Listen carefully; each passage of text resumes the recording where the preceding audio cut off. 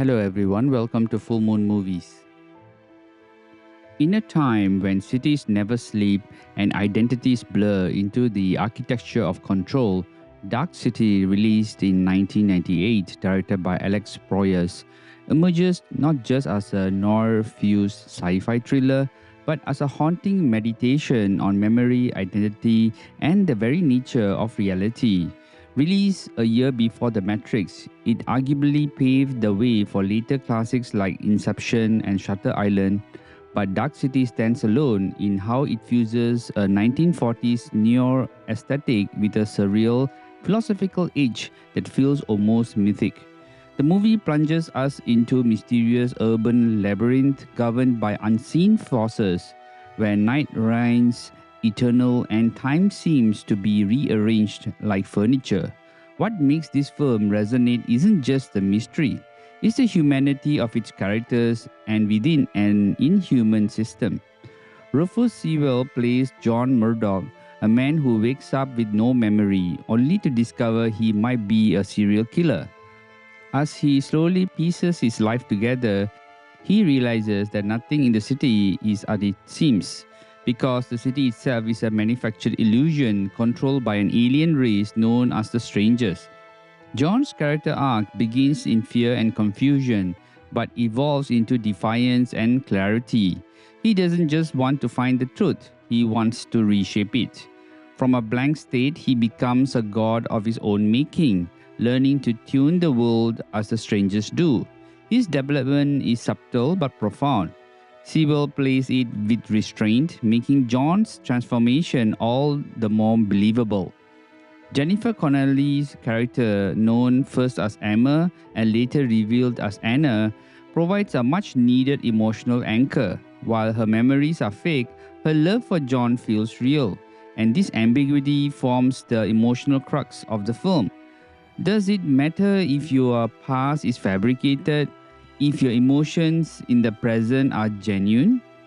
Connolly plays Anna with tenderness and quiet resolve, and her musical performances, particularly the haunting sway, offers moments of calm in a story built on unease. Meanwhile, Kiefer Sutherland's Dr. Sherbert is a standout as the morally torn scientist caught between serving the strangers and preserving some sliver of human freedom. His labored speech and twitchy physicality show us a man barely holding himself together, and in the end, it is Schreiber who gives John the memory blueprint to win against the strangers. His arc isn't redemptive in the Hollywood sense, but it's haunting, full of guilt and reluctant courage. The supporting characters like Detective Bumstead offers a glimpse of what resistance and realization look like in a world where most people are asleep, both figuratively and literally. Even the strangers, especially Mr. Book and Mr. Hand, carry a strange melancholia. They are powerful yet but also desperate. Their attempts to understand humanity by mimicking it, by rearranging identities and studying emotions, only reveals their own alienation. Mr. Hand, played chillingly by Richard O'Brien, becomes infected by human experience when implanted with John's memories, and it's this infection that leads to their downfall. Now, why this reminds me of AGI, I don't know. But visually, Dark City is a masterclass in atmospheric storytelling. Cinematographer Dariusz Wolski paints a world of shadows and silhouettes. Buildings rise like clockwork machines, staircases lead nowhere, and alleyways seems to fold in on themselves. The production design echoes German expressionism, think Metropolis or Nosferatu, while also channeling Blade Runner.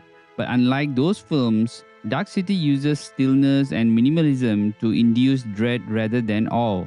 The city is dark not just in lighting but in soul. The direction by Alex Proyas is deliberate, poetic, and unafraid to linger. Long takes, slow pans, and eerie silence give the film its dreamlike pacing. The musical score by Trevor Jones adds another layer of dread and sorrow. It's not bombastic, it's melancholic, weaving soft violins with unsettling hums mirroring the emotional limbo of the characters. Now, what elevates Dark City from sci-fi noir to philosophical text is its exploration of ideology. The strangers manipulate people's memories and environments, rewriting their identities each night. The city's architecture literally reshapes at midnight, a metaphor for how authoritarian regimes, mass surveillance, or even corporate culture can rewrite who we are.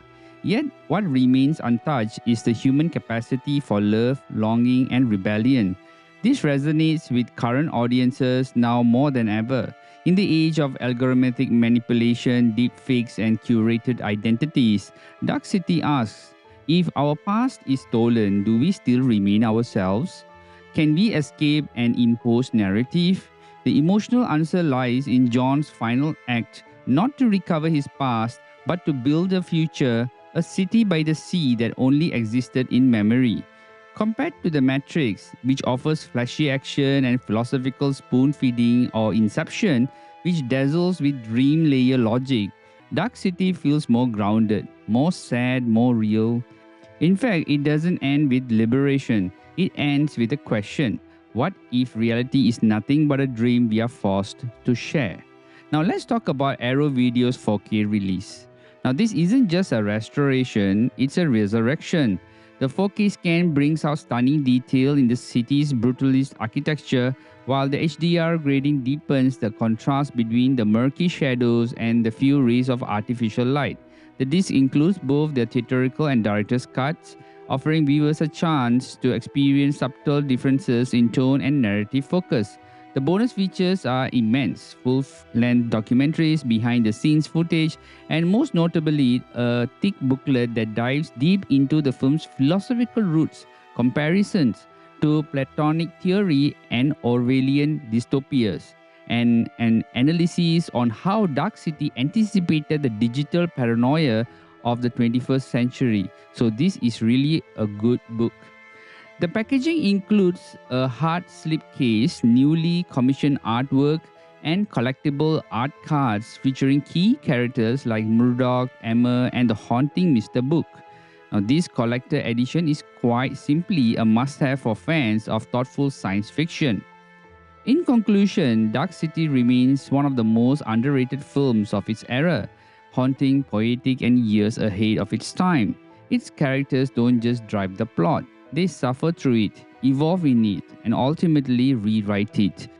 In John Murdoch's Awakening, we find the blueprint for reclaiming our own agency in a world that constantly tells us who we are. Whether you are seeing it for the first time or revisiting it in glorious 4K, Dark City is less a movie and more a mirror, one that reflects not who we are, but who we might be if only we remember. Now, this movie is a must-watch.